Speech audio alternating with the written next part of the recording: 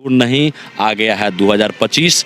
अब बिहार की जनता को नहीं चाहिए नीतीश, निश्चित रूप से बिहार में बदलाव, बिहार में बदलाव लाना होगा। क्योंकि अगर चाहिए नौकरी तो आएंगे तेजस्वी, चाहिए अच्छी सुविधाएं, दवाई का पलायन रुकना चाहिए, अगर हॉस्पिटल की व्यवस्थाएं सुधरनी चाहिए, अगर शिक्षा की व्यवस्था सुधरनी चाहिए तो निश्चित रूप से तेजस्वी चाहिए। सवालें आती हैं, विधायक जी क्या काम किए, कितना विकास हुआ गायघाट का, 3 प्रखंड है, फलाना जगह सड़क नहीं बना, तो कभी रजुआ पुल का मुद्दा नहीं उठा, तो कभी मधुरपट्टी नाव हादसा, जैसे बहुत सारे सवाल। एनडीए से जो भी उम्मीदवार आएंगे, हम तय हैं कि गायघाट में महागठबंधन की ओर से जो वर्तमान विधायक हैं आदरणीय श्री निरंजन राय जी, वो चुनाव लड़ेंगे। बहुत सारे दावेदार हैं और श्रवण कुमार सिंह है जो प्रखंड के प्रमुख है, स्वाभाविक है 10 साल से अगर प्रमुख हैं तो त्रिकोणीय बनने का संभावना तो बनता है। कहते हैं विजन की बात, मुद्दों की बात, वो कहते हैं कि मैं अगर आऊँगा तो ऐसे करूँगा वैसे करूँगा। अरे भाई,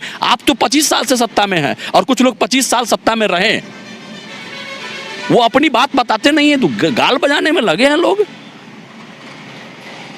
क्या कर रहे हैं भाई आप क्या बोलना चाह रहे हैं, क्या बताना चाह रहे हैं जनता को कि जनता बुड़बक है, जनता ना समझ है?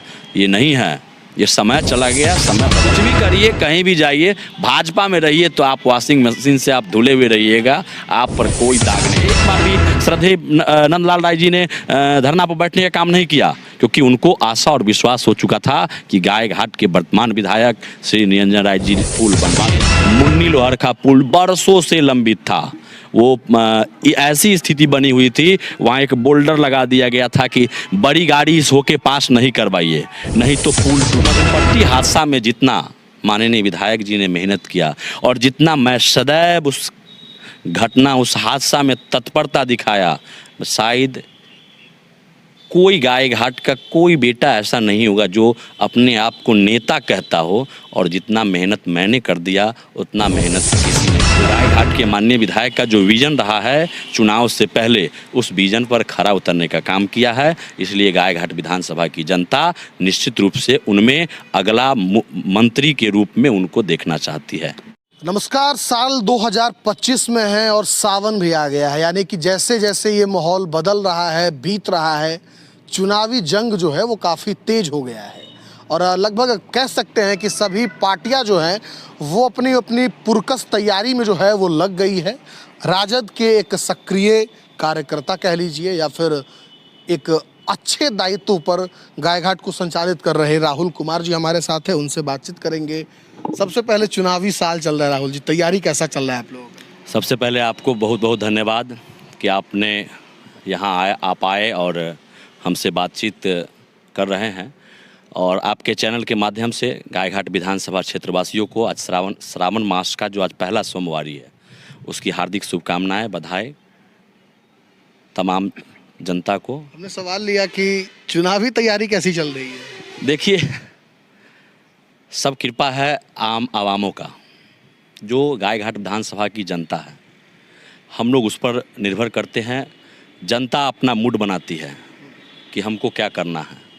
ये तय है कि बिहार में, ये विधानसभा गायघाट का ही बात नहीं कहें हम, पूरे बिहार में एक बदलाव का ब्यार है जो दिख रहा है लोगों में, आम आवामों में जो चर्चा है, और लोगों के नज़र में भी जो हम लोगों के अचेत मुख्यमंत्री है माननीय मुख्यमंत्री जी, वो गिर चुके हैं सब लोगों के नज़रों में। तो निश्चित रूप से बिहार में बदलाव होगी और निश्चित रूप से आदरणीय नेता प्रतिपक्ष जो अभी हैं वो बिहार के भविष्य हैं और 2025 के अगले मुख्यमंत्री होंगे। गायघाट में बहुत सारे लोग राजद के अगेंस्ट कह सकते हैं या फिर इंडिया गठबंधन के अगेंस्ट आ रहे हैं चुनावी मैदान में।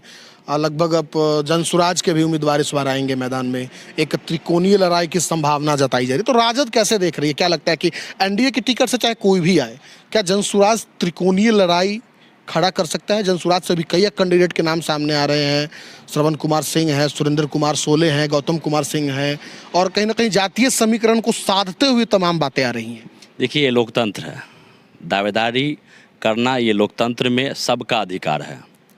एक पार्टी से भी कई लोग दावेदार होते हैं, हर पार्टी में ऐसा है। जहाँ तक मैं समझता हूँ एनडीए से जो भी उम्मीदवार आएंगे, हम तय हैं कि गायघाट में महागठबंधन की ओर से जो वर्तमान विधायक हैं आदरणीय श्री निरंजन राय जी, वो चुनाव लड़ रहे हैं। और विपक्ष में जो एनडीए से जो भी उम्मीदवार होंगे, बहुत सारे उम्मीदवार हैं वहाँ भी, हम कह सकते हैं कि दसों की संख्या में उम्मीदवार है। और बात रह गई जनसुराज का, जनसुराज में भी बहुत सारे दावेदार हैं और श्रवण कुमार सिंह है जो प्रखंड के प्रमुख है। स्वाभाविक है 10 साल से अगर प्रमुख हैं तो त्रिकोणीय बनने का संभावना तो बनता ही रहता है। और चुनाव है, ये जनता का मूड है, जिस तरह चुनाव करावे जनता। लेकिन इतना आशा और विश्वास गायघाट विधानसभा राजद परिवार को है कि जनता जितना हमने विकास, हमारा जो विजन है, जो गायघाट के माननीय विधायक का जो विजन रहा है चुनाव से पहले, उस विजन पर खरा उतरने का काम किया है। इसलिए गायघाट विधानसभा की जनता निश्चित रूप से उनमें अगला मंत्री के रूप में उनको देखना चाहती है। बड़ा बात कह रहे हैं आप हमारे कैमरे पे, मंत्री के रूप में देखना, मतलब सरकार बन रही है राजद की। निश्चित रूप से ये जो ब्यार है आप देख रहे होंगे, पिछले चुनाव 2020 में लोग, विपक्ष के लोग कहते थे, जो अभी एनडीए के लोग हैं, सत्ता पक्ष के लोग हैं अभी, वो कहते थे, लगातार कहा करते थे कि ये भीड़ वोट में तब्दील नहीं होगी। लेकिन नहीं, वो भीड़ वोट में तब्दील हुआ था और मात्र 1200 वोट कम हम लोग एनडीए से, महागठबंधन का मात्र ओवरऑल अगर पूरे बिहार की वोटों की गिनती की गई, जिसमें मात्र 1200 वोट हम लोग पीछे रह गए। और कितनी सीटें, लगभग 20 की संख्या में सीट जो हम लोगों को जबरन हराया गया, प्रशासन के बदौलत, सरकार के बदौलत, जो केंद्र में बैठे थे उनके बदौलत। नहीं तो आज हमारी सरकार होती और निश्चित रूप से बिहार में विकास का ब्यार होता, दवाई, कमाई और सिंचाई कार्रवाई वाली सरकार होती। लेकिन वह दिन अब दूर नहीं, आ गया है 2025। अब बिहार की जनता को नहीं चाहिए नीतीश, निश्चित रूप से बिहार में बदलाव होगी। गायघाट में विकास को कैसे आप देख रहे हैं, क्योंकि सवाल तो आते ही हैं कि विधायक जी और सब लोगों को शायद खुश कर पाना भी संभव नहीं होता है, बहुत सारी सवालें आती हैं। विधायक जी क्या काम किए, कितना विकास हुआ गायघाट का, 3 प्रखंड है, फलाना जगह सड़क नहीं बना, तो कभी रजुआ पुल का मुद्दा नहीं उठा, तो कभी मधुरपट्टी नाव हादसा, जैसे बहुत सारे सवाल आती है। तो आप कहाँ देख रहे हैं कि वास्तविक में सवाल जायज है या फिर विकास आपका हुआ है? देखिए, हालांकि ये सवाल विधायक जी से होना चाहिए था, फिर भी मैं आपसे कोई दिक्कत नहीं, हम उनके रिप्रेजेंटेटिव के रूप में आपको बता देना चाहता हूं, क्योंकि मैं पार्टी के प्रखंड प्रधान महासचिव के पद पर हूं। एज ए प्रखंड सेक्रेटरी आप हमसे सवाल कर सकते हैं और आपने सही सवाल किया है कि गायघाट के जो माननीय विधायक है उन पर भी एक सवाल बनता है कि जो कुछ सड़कें नहीं बनी, मधुरपट्टी पुल या कह सकते हैं मधुरपट्टी हादसा या रजुआ पुल। देखिए, आम जनता उपेक्षाएं उनसे ही बढ़ती हैं जो हमारा काम करता है, जो काम ही नहीं करता हो उनसे उपेक्षा नहीं होती है। बहुत सारे लोग विधायक रहे यहाँ से, डेरा उनके यहाँ पहुँचने में भी डर लगता है आम आवाम को, सब लोग नहीं जा सकते हैं वहाँ। तो निश्चित रूप से, और कुछ लोग बन के ही बैठे रह जाते हैं। जो क्षेत्र में लोग जो जाएंगे, जो विकास करेंगे, उनसे अपेक्षाएं बढ़ती है लोगों को। अगर हमें स्कॉर्पियो हो जाए, हमारे पास एक 4 व्हीलर हो जाए, मुझे भी हवाई जहाज़ की चाहत होगी, तो निश्चित रूप से अपेक्षाएं बढ़ती हैं। बात रह गई मधुरपट्टी हादसा का, तो मधुरपट्टी हादसा में जितना माननीय विधायक जी ने मेहनत किया और जितना मैं सदैव उस घटना, उस हादसा में तत्परता दिखाया, शायद कोई गायघाट का कोई बेटा ऐसा नहीं होगा जो अपने आप को नेता कहता हो और जितना मेहनत मैंने कर दिया उतना मेहनत किसी ने किया होगा।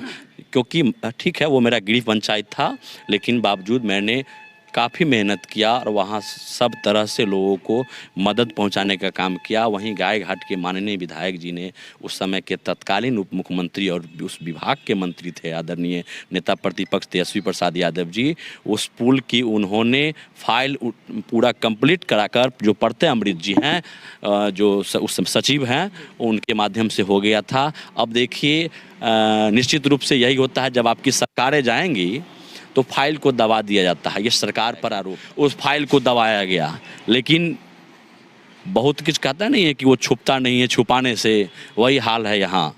बहुत कुछ दबता नहीं, दबाने से आज उस पुल की स्वीकृति हो गई जो 26 करोड़ 28 लाख का, जो 24 करोड़ 28 लाख का जो पुल था, स्वीकृति हुआ था, उसमें कुछ समस्याएं थी।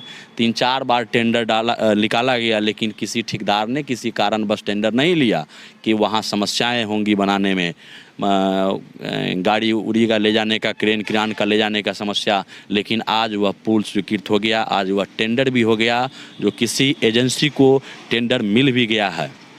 तो निश्चित रूप से विजन, हम बात मुद्दों की करेंगे। हमारे गाय घाट के माननीय विधायक जी मुद्दों की बात करते हैं, वो बोलते नहीं है सिर्फ, वो करते हैं। आप ले लीजिए मुन्नी पुल, जो मुन्नी लोहरखा पुल, वो मेरा विजन था। माननीय विधायक जी का चुनाव से पहले चुनावी वादा था, उस विजन पर उन्होंने काम किया। चुनावी वादा जो पिछले चुनाव में था 2020 में, उस हिसाब से 25 आते तक आपको कितना लगता है कि जो वादा था, जो आप लोगों का मैनिफेस्टो था, उसमें कितना प्रतिशत तक आप कंप्लीट कर पाए? अगर हमारी सरकार होती तो निश्चित रूप से 100 में जितनी वादाएं थी हमारी, उससे बढ़ के करते हैं। लेकिन आप क्षेत्र जाइए, पत्रकार महोदय, आपसे आग्रह कि आप क्षेत्र जाइए और जनता की आवाज़ को देखिए कि हमने कितना विकास किया है। जो भी हमारी चुनावी वादा था, उस सारे उम्मीदों पर हमने खरा उतरने का काम किया हमारे माननीय विधायक जी ने। क्योंकि आप देखिए, मुन्नी लोहरखा पुल बरसों से लंबित था, वो ऐसी स्थिति बनी हुई थी, वहाँ एक बोल्डर लगा दिया गया था कि बड़ी गाड़ी इस होके पास नहीं करवाइए, नहीं तो पुल टूट जाएगा। बरसों से लंबित थे, 25 बरस लोग विधायक रहे, 5 टर्म विधायक रहे, 5 साल कोई और लोग विधायक रहे। तो ये सब लोगों ने क्या किया? अगर ऐसा उनके पास भी अगर विजन होता, आज वो विजन और विकास की बात करते हैं, चुनावी समय में चुनावी जुमला देते हैं, आदरणीय गृह मंत्री अमित शाह जी की तरह, वो जुमला बंद करे। कोई भी लोग हो, वो जुमला बंद करे, वो विजन की बात करे, वो मुद्दे की बात करे। मुन्नी लोहर का जो घाट है, वह पुल बनवाने का काम गाय घाट के वर्तमान विधायक आदरणीय श्री निरंजन राय जी ने किया है। वहीं मोहम्मदपुर सूरा पुल, मैं श्रद्धेय नमन करता हूँ श्रद्धेय नंदलाल राय जी को, जो मोहम्मदपुर सूरा गांव के थे, और उस गांव में उस पुल पर, जो पुल लोहा का था, जर्जर स्थिति में था, उस पुल पर भी बड़ी गाड़ी नहीं जा सकती थी, और लाइफ लाइन सड़क था गाय घाट से बंदरा का। उस सड़क पर वो बैठते थे उस पुल पर धरना में, और वह धरना के बावजूद भी उस समय कई लोग विधायक समय वो धरना पर बैठते थे। हमारे समय में एक बार भी वो धरना पर नहीं बैठे, लेकिन इस 4 साल में एक बार भी श्रद्धेय नंदलाल राय जी ने धरना पर बैठने का काम नहीं किया, क्योंकि उनको आशा और विश्वास हो चुका था कि गाय घाट के वर्तमान विधायक श्री निरंजन राय जी पुल बनवा देंगे। आखिर आप देख लीजिए, उस पुल का अंतिम प्रारूप का काम चल रहा है, सारे पाया बन गए, सारे रोड बन गए, उसका अप्रोच का काम बाकी है, उसका भी निरीक्षण मैं लगातार माननीय विधायक जी को देखता हूँ। यही तो एक खूबसूरती है उनकी, यही तो खूबसूरती है उनकी कि जहाँ भी उनका काम होता रहता है, उस कार्य को निरीक्षण करने के लिए जाते थे। इससे पहले लोग तो पैसा निकालने के लिए काम करते थे, वो भ्रष्टाचार में लिप्त होने का काम नहीं करते हैं, वो निरीक्षण करते रहते हैं। लोग जो कहते हैं, वहाँ के आम आवाम जो कहते हैं, अब सूरा पुल पर था कि धसपुरा की तरफ डाइवर्सन में प्रॉब्लम आ रही थी, वहाँ पोल था, उसको जाकर के माननीय विधायक जी ने निरीक्षण किया और तत्क्षण डाइवर्सन बनवाने का काम किया। देख लीजिए आप, एक पुल है, आप मधुरपट्टी की बात कर रहे थे, वहाँ स्वीकृति मिल गई। बात रही रजुआ पुल का, कुछ लोगों का मैं बयान सुन रहा था कि बहुत दिन से लोग विधायक हैं और रजुआ पुल का मैं अभी लिख के दी हूँ। अरे भाई, आप अभी लिख के दिए हैं, 5 साल में आपको पता नहीं कि 2 बार गाय घाट विधानसभा के माननीय वर्तमान विधायक श्री निरंजन राय जी ने विधानसभा में सवाल रखा। सिर्फ रजुआ पुल का नहीं, बेनीबाद मार्केट का पुल, जो मार्केट चमक जाएगा अगर वह पुल बनेगा तो, धबौली पुल, रतवारा ढोली पुल, ये सब पुलों की मांग गाय घाट के माननीय विधायक जी ने लगातार रखा विधानसभा में, और उसी का नतीजा है जो आपके सामने सूरा, मुन्नी और मधुरपट्टी पुल की स्वीकृति होकर के 2 जगह काम भी शुरू हो गया, और मधुरपट्टी में भी अब जल्द ही शिलान्यास होकर उसका भी कार्य शुरू कर दिया जाएगा। हरपुर पुल भी एक है, वहाँ पर भी बहुत सारे विद्यार्थी जो हैं वो छात्राएँ चचरी पुल के माध्यम से उस पार जाते हैं, बागमती धार को छूती है, जमालपुर कोदई पंचायत, इसका भी तो एक मुद्दा बनता है। देखिए, गाय घाट विधानसभा पूर्णतः बाढ़ प्रभावित क्षेत्र है, यह सदियों से है बाढ़ प्रभावित क्षेत्र। इसको हरिपुर पुल का भी सवाल माननीय विधायक जी ने, वो मैं वीडियो के माध्यम से भी आपको उपलब्ध करा दूंगा, उसका भी सवाल वो उठाए थे। और बाढ़ प्रभावित क्षेत्रों में बंडाल बनना बहुत ज़रूरत की चीज़ है, जो कटाव होता है। आप देखेंगे गाय घाट के माने बहुत लोग, आज से मान लीजिए कि कई दशकों से, तो 90 से, उससे पहले भी कह सकते हैं, उससे पहले भी यहाँ विधायक हुआ करते थे, जितने विधायक गायघाट विधानसभा में, जब से आपको विधानसभा का नाम गयघट्टी था या अब 88 गायघाट हुआ, उस समय तक में जो भी लोग यहाँ के विधायक चुने गए, जनता उनको वोट दी। क्या कभी एंटी इरोजन का काम हुआ? यहाँ नहीं हुआ। आप उठा करके देख लीजिए, आप आम आवाम से पूछिए, बेनीबाद में जो स्थिति थी कटाव की, वो हर साल लोग त्राहिमाम हो जाता था, हर साल एक आध दो व्यक्ति का घर चला जाता था। आप देख लीजिए जगनिया में जो रोड काट लिया जाता था, हर बार पीसीसी हो जाता था और हर बार रोड काट लिया जाता था, लेकिन उन्होंने कभी एंटी इरोजन का काम नहीं करवाया और लोगों को कटाव में धकेलते रहे। आज अगर उस समय अगर काम हो गया रहता तो आज गायघाट के जो बाढ़ प्रभावित क्षेत्र है, वह डुमरामा हरपुर से लेकर के आपको सरैया थरमा तक, वो जो हम लोगों के क्षेत्र में आता है, वहाँ तक लोग इस तरह परेशान नहीं होते। लेकिन 4 साल माननीय विधायक जी को विधायक बने हुआ और एंटी इरोजन का काम इतनी आसानी से नहीं होती, आपकी सरकार नहीं होती है तब। लेकिन माननीय विधायक जी ने लड़कर झगड़ कर, चाहे जिस तरह से उन्होंने ऑफिस का चक्कर लगाकर आज एंटी इरोजन का काम 9 जगह स्वीकृत कराया, जिसमें 5 जगह इस बार एंटी इरोजन का काम ख़त्म कर दिया उन्होंने। अब जो 4 जगह बचा है वो भी अगले सीजन में उसका एंटी इरोजन जो स्वीकृत काम हो चुका है, पानी आने के कारण अगर पानी अभी भी कम जाता है तो बाधित नहीं होगी, वो काम शुरू हो जाएगा। तो इसलिए विकास विजन वो सब लोगों में नहीं होता, मैं जैसा समझ। फिर से पार्टी के सवाल पे आएंगे। एक राजद का सिपाही कितना सशक्त और कितना तैयार है इस बार तेजस्वी यादव के कंधे से कंधा मिलाकर चलने के लिए? देखिए, राजद का हर वो सिपाही, आज नहीं, लालू यादव जी के समय से ही, या आज तो तेजस्वी युग आ गया है, इस युग में राजद के सिपाही इतने एक्टिव हो गए हैं कि हर वो राजद के सिपाही अपने आप को तेजस्वी प्रसाद यादव और लालू यादव मानते हैं। और वो हर समय, आप दिन के या रात के, एक दिन के 24 घंटे ले लीजिए, आप जब भी उनको याद करिए निश्चित रूप से वो खड़े उतरेंगे। मुझे भी आप याद करिए, रात को 12 बजे भी आप कॉल करते होइएगा, निश्चित रूप से हम किसी भी आम आवाम की कॉल को रिसीव कर, चाहे वो थाने की समस्याएं हो या हॉस्पिटल का समस्या हो या प्रशासन के किसी भी विभाग का समस्या हो, उसका समाधान माननीय विधायक जी की कृपा से करते ही रहते हैं।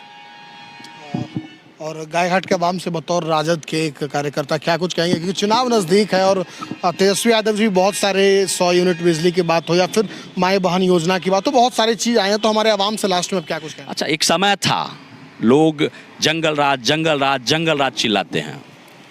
आप देखते होंगे एक समय था लालू जी के समय में, अगर कोई एक्सीडेंट से भी जिनकी मौत हो जाती थी, दुर्भाग्यपूर्ण मौत या दुर्घटना हो जाती थी, उसको भी प्रिंट मीडिया छापती थी बड़े बड़े अखबारों में कि देखिए यह जंगल राज, इस जंगल राज में रोड पर एक्सीडेंट हो रहा है और कोई कार्रवाई नहीं हो रही है।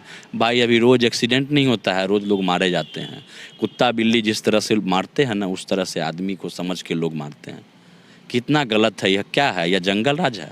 यह कौन सा जंगल राज? यह मंगल राज आ गया, लोगों का कहना है।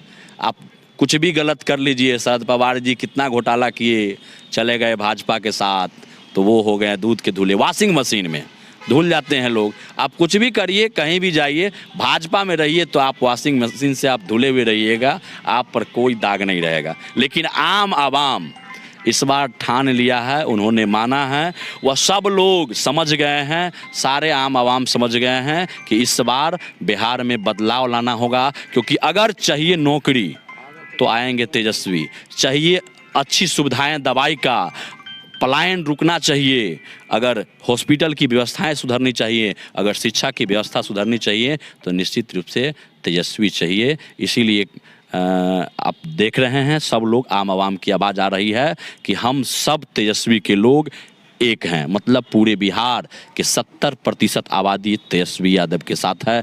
निश्चित रूप से इस बार हम लोग बिहार में सरकार बनाने जा रहे हैं। पत्रकार महोदय, आप भी जानते हैं, कुछ लोगों को मैंने देखा कि जब शंकरपुर टेपरी, पिलखी से शंकरपुर टेपरी वाली जो रोड है, वह जब उसकी स्वीकृति हुई तो पहले तो 15 करोड़ के आसपास था, 14,99,972 रुपये की उसकी स्वीकृति हुई थी।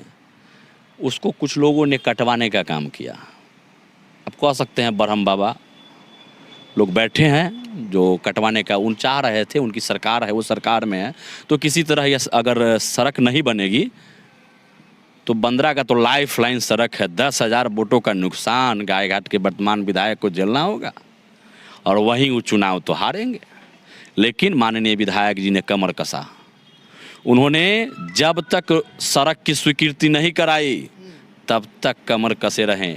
आज उस सड़क पर लगातार जिस दिन माननीय विधायक जी ने शिलान्यास किया उसी दिन से काम शुरू है और आज लगातार अभी 20 दिनों के अंदर 3 दिन जाकर के गायघाट के माननीय विधायक श्री निरंजन राय जी ने उस कार्यों का निरीक्षण किया है। और आम आवामों से जब वहाँ के पत्रकार बंधु ने सवाल किया है तो उन्होंने बताया है कि निश्चित रूप से यह जो सड़क बन रहा है वह मजबूती के साथ बन रहा है। ऐसा सड़क आज से पहले कभी नहीं बना था। बताइए उसमें भी कोई कितने लोग राजनीति शुरू किए, कुछ लोग चले गए NHAI के मंत्री आदरणीय नितिन गडकरी जी से मिलने। आप बताइए मेरे गाँव का रोड है जहाँ बलौर में हमारा घर है, उधर अगर कोई कहे कि हम NHAI के मंत्री से जाके मिल के NH बनवा देंगे, भाई जनता इतनी बुड़बक नहीं है। आप तो 25 साल से सत्ता में है, 30 साल से सत्ता में है। लोग कहते हैं विजन की बात, मुद्दों की बात, वो कहते हैं कि मैं अगर आऊंगा तो ऐसे करूंगा वैसे करूंगा। अरे भाई आप तो 25 साल से सत्ता में है और कुछ लोग 25 साल सत्ता में रहे, वो अपनी बात बताते नहीं है, तो गाल बजाने में लगे हैं लोग। क्या कर रहे हैं भाई आप क्या बोलना चाह रहे हैं, क्या बताना चाह रहे हैं जनता को कि जनता बुड़बक है, जनता ना समझ है? ये नहीं है। ये समय चला गया, समय बदल गया है, लोग और जनता जागरूक हो गया है। जनता उसी को वोट करेगी जो उसके साथ कदम से कदम मिलाकर चलेगा। आज माननीय विधायक जी ने उस सड़क को बनवाकर जो लोगों का शादी ब्याह रुक जाता था, लोग जाते थे अगुवाई लेकर के और रास्ते से देख कर जाते थे, तब भाई देखिए 5 किलोमीटर आने में 50 मिनट लगा है। ऐसी सड़क में अपनी बेटी को कैसे दें? आज वैसी वो बदल जाएगी वो स्थिति। ये सब तो बदलाव आया ही है। गायघाट में विकास और मुद्दों की बात, कुछ लोग कह रहे थे अलमीरा अलमीरा चिल्लाते रहते हैं कि एक ये वो कह, भाई अलमीरा हर स्कूल में अलमीरा दिया गया। और स्कूल की जो स्थिति थी, जब माननीय विधायक जी ने चुनाव जीता तो उन्होंने हाई स्कूल के अध्यक्ष होते हैं, चेयरमैन होते हैं माननीय विधायक, वो हाई स्कूलों में गए तो जब रजिस्टर पंजी मांगते थे कि आपका नहीं अपना रजिस्टर पंजी दिखाइए और अटेंडेंस रजिस्टर दिखाइए कि कौन लोग आए हैं, वो जब देखते थे तो कहते थे कि अरे भाई कहाँ से रजिस्टर ला रहे हैं? तो कोई टेबल के अंदर रख रहा है, तो कोई पन्नी में लपेट के रख रहा है, कोई कपड़ा में बांध के रख रहा है। तो सोची कि भाई क्या ऐसी स्थिति क्यों है? तो सर अलमीरा नहीं है, गोदरेज नहीं है। तो भाई खरीदिए। तो सर पैसा आता ही नहीं है सही से, हर साल सरकार पैसा नहीं देती है, ये वगैरह वगैरह। तो माननीय विधायक जी ने उसी दिन एक ही स्कूल, पहला स्कूल से ही प्रण लिया उन्होंने, जो बलौर हाई स्कूल था उस स्कूल में पहला मीटिंग हुआ था और वहीं से उन्होंने प्रण लिया कि पूरे गायघाट विधानसभा के सभी स्कूलों में कागजात रखने के लिए, क्योंकि छात्र छात्राएं जो भी पढ़ के निकलते हैं उसका मूल कागज वहाँ होता है स्कूल में, वो सारी कागजात हेरा नहीं जाए, फट नहीं जाए, बह नहीं जाए और छात्र छात्राओं को और उनके अभिभावकों को कोई परेशानी नहीं हो, इसीलिए उन्होंने अलमीरा देने का काम किया। आप पूछ लीजिए किसी छात्र छात्राएं से जाकर स्कूल में कि वो कैसा महसूस करते हैं इस अलमीरा को पाकर। किसी आप HM से या किसी शिक्षक से जाके पूछिए कि जिनके स्कूल में अलमीरा चला गया है वो कैसा महसूस करते हैं। कुछ स्कूल में अभी नहीं गया है, वहाँ के छात्र छात्राएं और वहाँ के अभिभावक लगातार फोन करते रहते हैं कि देखिए ना हम गेल छलिए विधायक जी, सब स्कूल में अलमीरा आबि गेलै, हमरा स्कूल में अलमीरा नहीं भेजलिए जे हमर सबके बच्चा के कागज हेरा जाए। तो ये देखिए अभिभावक, ये जागरूक है लोग, अब इससे ये परिचय देता है जागरूकता का। तो अब जनता ना समझ नहीं है, निश्चित रूप से हम नहीं, गायघाट विधानसभा की आम आवाम माननीय विधायक श्री निरंजन राय जी को मंत्री के रूप में देखना चाहती है। ये हम नहीं कह रहे हैं, ये आम आवाम का खुद एक विजन है, ये आम आवाम का मुद्दा बन चुका है कि इस बार पुनः माननीय विधायक जी को चुनाव जिता कर भेजिए और निश्चित रूप से जब हमारी सरकार होगी तो आदरणीय तेजस्वी प्रसाद यादव जी इनको मंत्री बनाएंगे। यही आशा उम्मीद गायघाट के राजद परिवार की ओर से मैं करता हूं। तो आप राहुल जी को सुन रहे थे, इन्होंने तमाम बातें काफ़ी प्रखरता से रखे। अब इस बात से कितना सहमत है, कमेंट सेक्शन नीचे आपके लिए खुला हुआ है, कमेंट करें। और अगर कोई सवाल आपको मन में हो राजद से या फिर गायघाट के वर्तमान विधायक निरंजन राय जी से, तो कमेंट में छोड़े जाइएगा, क्योंकि हो सकता है अगला इंटरव्यू आपके सामने उनकी हो। हम कोशिश कर रहे हैं इस विधानसभा चुनाव के दौरान सभी पार्टी के तमाम नेता कार्यकर्ता सभी से वार्तालाप करने का, उनकी इच्छा, उनकी राजनीतिक सोच जानने का, और वो क्या कुछ करना चाह रहे हैं क्षेत्र में नया, या फिर क्या कुछ उन्होंने किया है, सबको जानने का। फिलहाल हमारी ये सोच आपको कैसी है वो भी बताते चलिएगा। जय हिंद।